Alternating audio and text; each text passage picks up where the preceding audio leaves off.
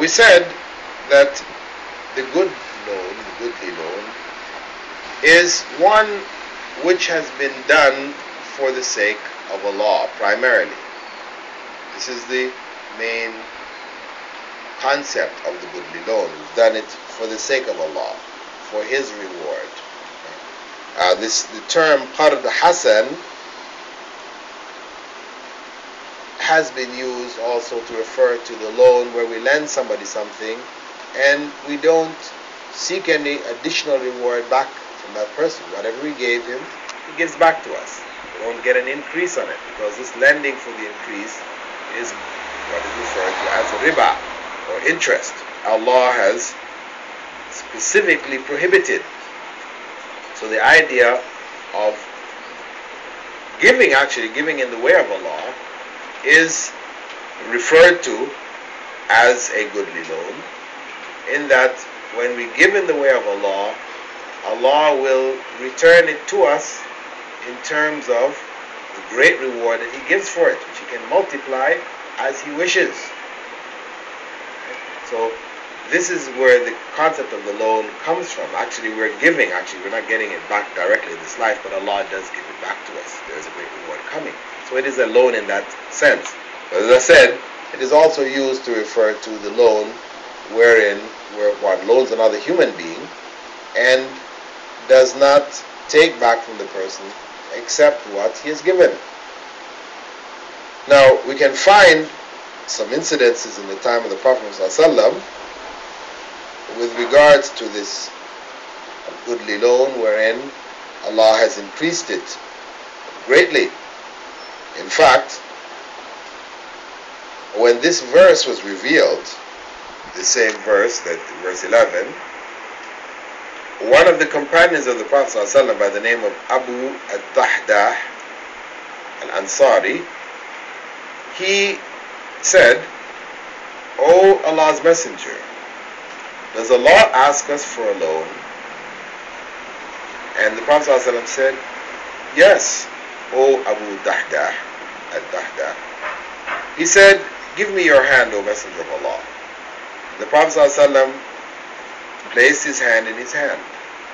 And Abu al-Dahdah said, "Indeed, I have given my garden as a loan to my Lord." He had a garden that contained 600 date trees. His wife and children were living in that garden also. Abu al-Dahdah went to his wife and called her, al-Dahdah. She said, "Here I am." He said, "Leave the garden, because I have given it as a loan to my Lord, the exalted and most honored." And she said, "That is a successful trade, O Abu al-Dahdah." And she then transferred her goods and children. The Messenger of Allah said, "How plentiful are the sweet date clusters that Abu Dahdah has in paradise.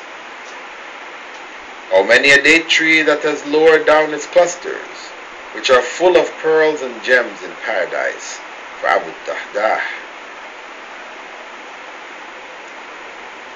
This was the response of the companions when they heard such verses. And this brings us back to the concept of the Quran having meaning to us. أَفَلَا يَتَدَبَّرُونَ الْقُرْآنَ أَمْ عَلَى قُلُوبٍ أَقْفَالُهَا. Do they not reflect on the meanings of the Quran, or are their hearts sealed up? When the companions heard such verses, it moved them to action. It moved them to make sacrifices. But when we hear, unfortunately, these kind of verses today, we read it, we may reflect for a minute on the ideas, sounds very nice, but then we just carry on.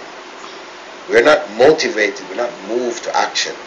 And that indicates really that we have lost touch with the Quran to a large degree. We're out of touch with the Quran. It is not entering into our hearts. Our iman has reached lows that we should be very concerned about. We need to increase that iman so that when we hear the Quran, it moves us. It causes us to want to make sacrifices for the sake of Allah. And you know that Iman increases with good deeds and it decreases with evil deeds. So if we want to increase our faith, increase our belief in God, so that when we hear the Quran, it impacts in our hearts and is reflected in the actions of our body, our limbs, where we make sacrifices for the sake of God. If we want that to happen, then we do as many righteous deeds as we can. If we find ourselves in a low where we feel our faith is getting weak, then we try to find some good deeds to do and to do them, to increase our stock of good deeds and thereby increasing our Iman. Allah then goes on in the 12th verse to speak of the time to come. After speaking of this life and the sacrifices that we're called to make and the reward that comes to those who have made the greater sacrifices, Allah then goes on to speak about what will happen on the day of judgment. He says in verse 12, يوم ترى المؤمنين والمؤمنات يسعى نورهم بين أيديهم وبأيمانهم بشراكم اليوم جنات تجري من تحتها الأنهار خالدين فيها ذلك هو الفوز العظيم. On the day when you will see the believing women and men with their light shining ahead of them and to their right, it will be said, glad tidings for you this day. You will live forever in gardens with rivers flowing beneath them. Truly, this is the ultimate success. Allah here starts to speak about the day of judgment. On that day you will see the believing men and women with their light shining ahead of them and to their right. The light is the light of the good deeds which they have done.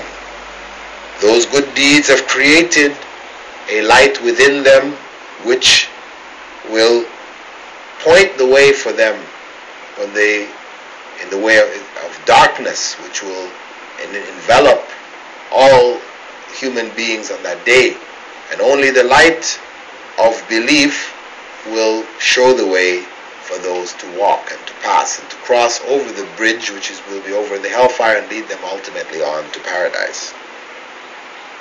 We have Abdullah ibn Mas'ud saying, speaking about this light shining ahead of them, saying, they will pass over the Sirat, a bridge, according to their deeds.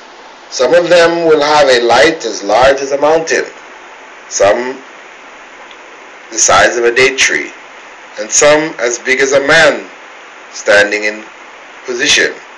The least among them has a light as big as his index finger.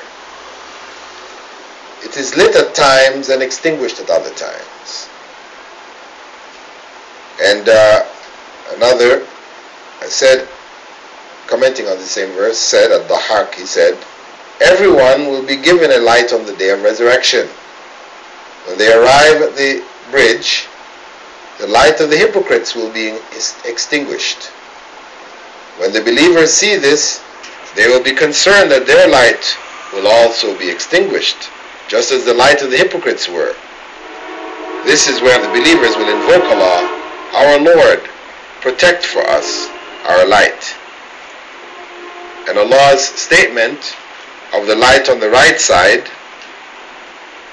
refers to their record of deeds. That Allah speaks about giving the book of deeds to those who are going to paradise, giving the book of deeds in their right hand, whereas those going to hell will receive it in their left hand behind their backs. So, as Allah said, for example, in the 17th chapter, verse 71, and whosoever is given his record in his right hand. So Allah refers to that there.